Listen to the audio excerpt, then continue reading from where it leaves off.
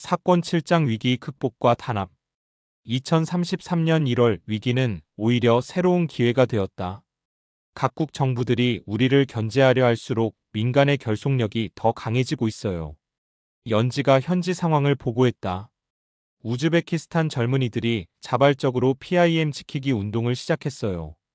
타슈켄트의 대학생 알리셰르가 이끄는 시위는 평화롭지만 강력했다. PIM은 우리의 미래입니다. 외부 압력에 굴복하지 않겠습니다. 수천 명의 젊은이들이 거리에 나와 목소리를 높였다. 우리가 직접 기른 해산물을 먹고 우리가 만든 음악을 전 세계와 나누는 권리를 빼앗을 수는 없어요. 2월 예상치 못한 지원군이 나타났다. 인도 정부에서 PIM과의 협력을 제안해 왔습니다. 외교팀의 보고에 준혁이 놀랐다. 인도가? 왜? 인도도 자체적인 디지털 화폐 시스템을 구축하려고 하는데 서구 금융권의 견제에 부딪히고 있다고 해요. 우리와 손잡으면 서로 도움이 될 거라고 판단한 것 같습니다. 이어서 브라질, 남아프리카 공화국에서도 비슷한 제안이 들어왔다. 브릭스 국가들이 우리에게 관심을 보이고 있어요. 흥미로운 전개네. 서구의 견제가 오히려 신흥국들과의 연대를 만들어내고 있어. 4월 PIM 연합이 공식 출범했다. 한국을 중심으로 구부족 12국 그리고 인도, 브라질까지 참여하는 거대한 경제 블록이었다. 우리는 기존 질서에 도전하는 게 아닙니다. 준혁이 국제기자회견에서 명확히 했다. 모든 국가가 평등하게 참여하고 이익을 나누는 새로운 협력 모델을 제안하는 것뿐입니다. 서구 중심의 기존 시스템을 거부한다는 뜻인가요? 아닙니다. 함께 참여하기를 원합니다.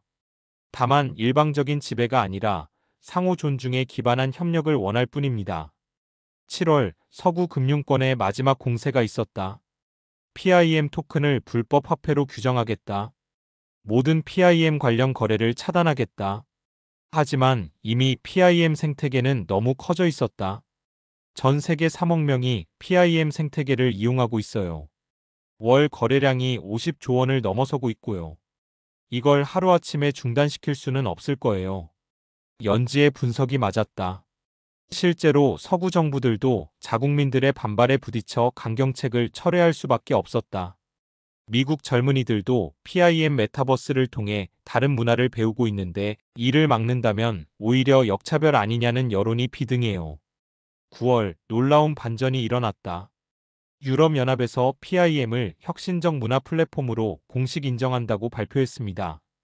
미국 정부도 규제가 아닌 협력 방안을 모색하겠다고 하네요.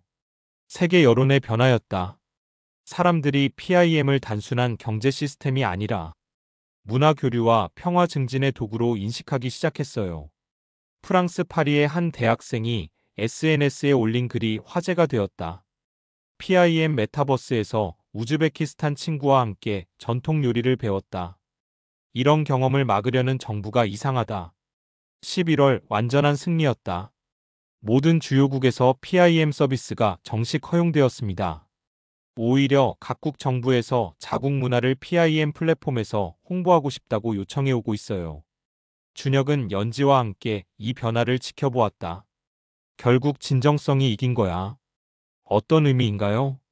우리가 추구하는 게 지배나 독점이 아니라 상생이라는 걸 사람들이 알아본 거지. 연지가 미소 지었다. 그렇다면 이제 정말 자유롭게 확장할 수 있겠네요. 맞아. 하지만 더 중요한 건 이 과정에서 우리가 배운 거야. 뭘 배웠나요? 진정한 힘은 무력이나 자본이 아니라 사람들의 마음에서 나온다는 것. 그리고 그 마음은 진실과 선의로만 얻을 수 있다는 것. 위기를 통해 PIM은 더욱 강해졌고 세계는 새로운 협력의 가능성을 보게 되었다. 사건 8장 문화융합의 결실. 2033년 12월 준혁은 사마르칸트의 레기스탄 광장에 서 있었다. 정말 꿈같은 광경이에요. 연지가 광장을 가득 메운 인파를 바라보며 말했다. 한국인, 우즈베키스탄인, 몽골인, 카자흐인. 구부족 12국의 젊은이들이 한데 어울려 축제를 즐기고 있었다. 무대에서는 한국의 전통 가야금과 우즈베키스탄의 두타르가 함께 연주되고 있었다. 몽골의 마두금까지 더해져 들어본 적 없는 아름다운 하모니가 울려 퍼졌다. 이제 이 음악을 뭐라고 불러야 할까요? 연주자 중 한 명이 웃으며 물었다. 그냥 우리 음악이라고 하면 안 될까? 관객석에서 누군가 소리쳤다. 새로운 문화융합은 음악을 넘어 모든 영역에서 일어나고 있었다. 한국의 한복과 우즈베키스탄의 전통 의상이 만나 새로운 패션이 탄생했어요. 패션 디자이너 김소연이 설명했다. 한복의 곡선미와 우즈베키스탄 전통 자수 기법이 결합되니까 정말 아름다운 옷이 나와요. 이런 퓨전 한복은 전 세계적으로 인기를 끌었다. 파리 패션 위크에서도 주목받고 있어요. 몽골의 전통 펠트 공예와 한국의 규방 공예가 만나 새로운 생활용품도 탄생했다. 말털로 만든 한국식 방석이 뉴욕에서 대인기예요. 2월 음식 문화의 융합도 가속화되었다. 김치와 우즈베키스탄 전통 요거트가 만난 김치 요거트가 유럽에서 건강식품으로 각광받고 있어요. 몽골 양고기와 한국 된장이 만난 된장 양갈비도 미국 한인타운에서 인기 메뉴가 되었고요. 하지만 준혁이 가장 감동한 건 다른 것이었다. 각국 젊은이들끼리 결혼하는 커플이 늘고 있다고? 네, 한국 우즈베키스탄 커플이 작년에만 500쌍이나 됐어요. 메타버스에서 만나서 현실에서 결혼까지 이어지는 케이스들이에요. 연지가 미소 지으며 덧붙였다. 저희 회사 직원 중에도 몽골 여성과 결혼한 한국 남성이 있어요. 메타버스 몽골 전통 결혼식도 올렸다고 하더라고요. 5월 문화융합의 교육적 효과도 나타났다.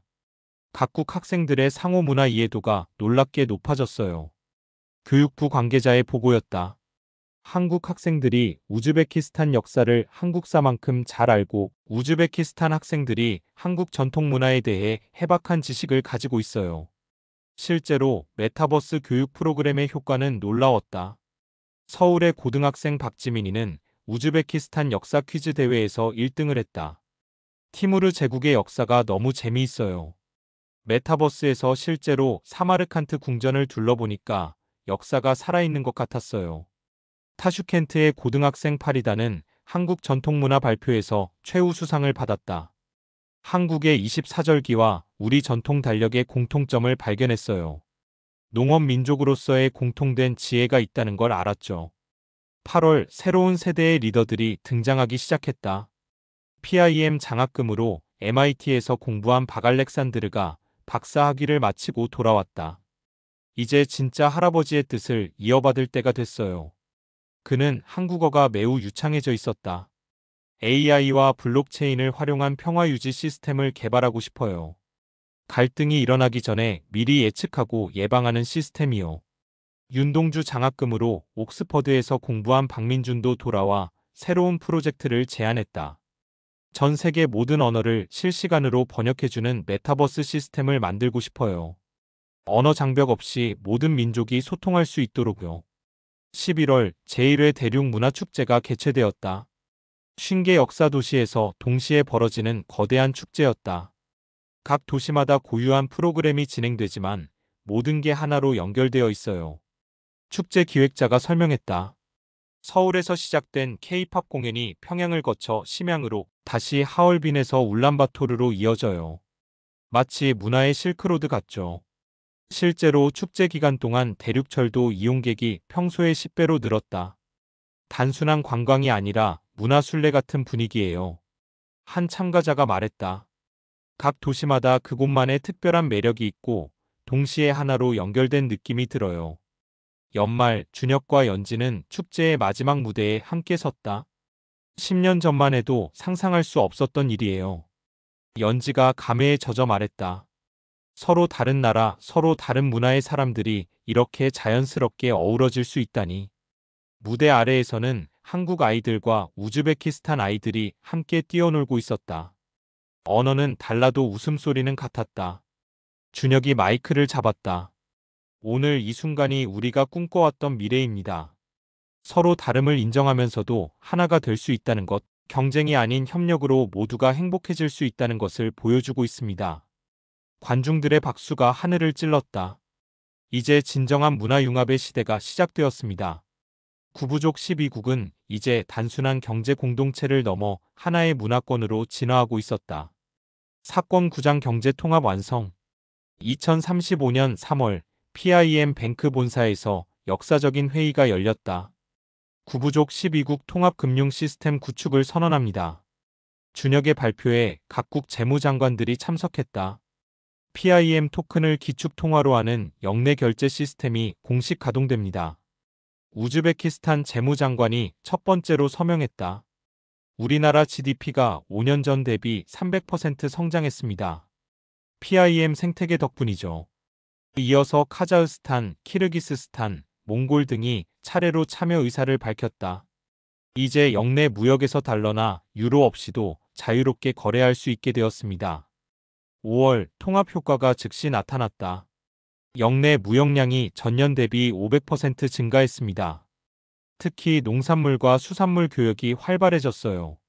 한국에서 생산된 김치가 몽골의 양고기와 교환되고 우즈베키스탄의 면화가 한국의 첨단 섬유 기술과 만나 새로운 제품을 만들어냈다. 물류비도 기존 대비 70% 절감되었어요.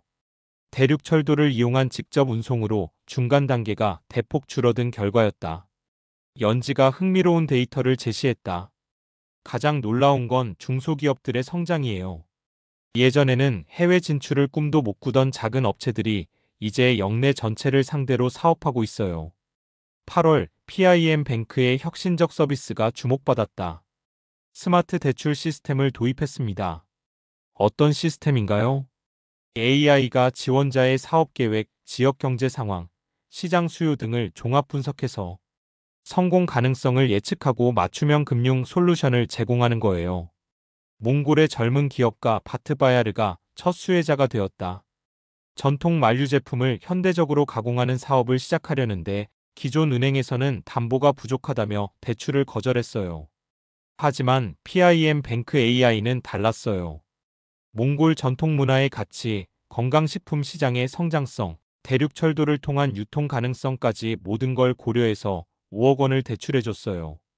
6개월 후 그의 사업은 대성공이었다.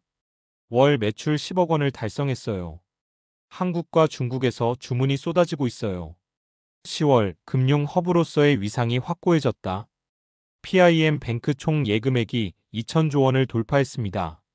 역내 국제 송금의 80%가 PIM 시스템을 통해 이뤄지고 있어요. 환전 수수료 절감 효과만 연간 2조 원에 달합니다. 하지만 준혁이 가장 중요하게 생각한 건 다른 지표였다. 역내 경제 격차가 줄어들고 있다는 보고가 있던데?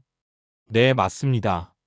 가장 부유한 지역과 가장 가난한 지역의 소득 격차가 5년 전 10대 1에서 현재 3대 1로 줄어들었어요. 어떻게 그게 가능했지? 스마트팜과 메타버스 수익이 각 지역에 고르게 분배되고 있거든요. 그리고 대륙 철도를 통한 일자리 이동도 활발해지고 있고요. 연지가 덧붙였다. 우즈베키스탄의 젊은이가 카자흐스탄에서 일하고 몽골의 기술자가 한국에서 연수받고 이런 식으로 인재와 기회가 자유롭게 순환하고 있어요. 12월 경제통합의 완성을 기념하는 행사가 열렸다. 이제 구부족 12국은 하나의 경제권이 되었습니다. 준혁이 선언했다. 서로 다른 나라이지만 하나의 시장에서 하나의 화폐로 하나의 꿈을 향해 나아가고 있습니다. 각국 대표들이 대륙 경제 헌장에 서명했다. 상호 존중, 공정한 분배, 지속 가능한 발전. 헌장의 핵심 원칙들이었다. 준혁은 서명식을 지켜보며 생각했다. 이제 경제적 기반은 완성되었어. 다음은 진정한 평화 시스템을 구축할 차례야. 그날 밤 준혁은 연지와 함께 서울 하늘을 바라보았다. 연지야, 우리가 만든 이 시스템이 정말 평화를 가져올 수 있을까? 저는 확신해요. 경제적으로 서로 의존하게 되면 갈등할 이유가 사라지거든요. 그래, 맞아. 이제 누구도 상대방을 해치려 하지 않을 거야. 그러면 결국 모두가 손해니까. 경제 통합의 완성과 함께 진정한 평화의 기반이 마련되었다.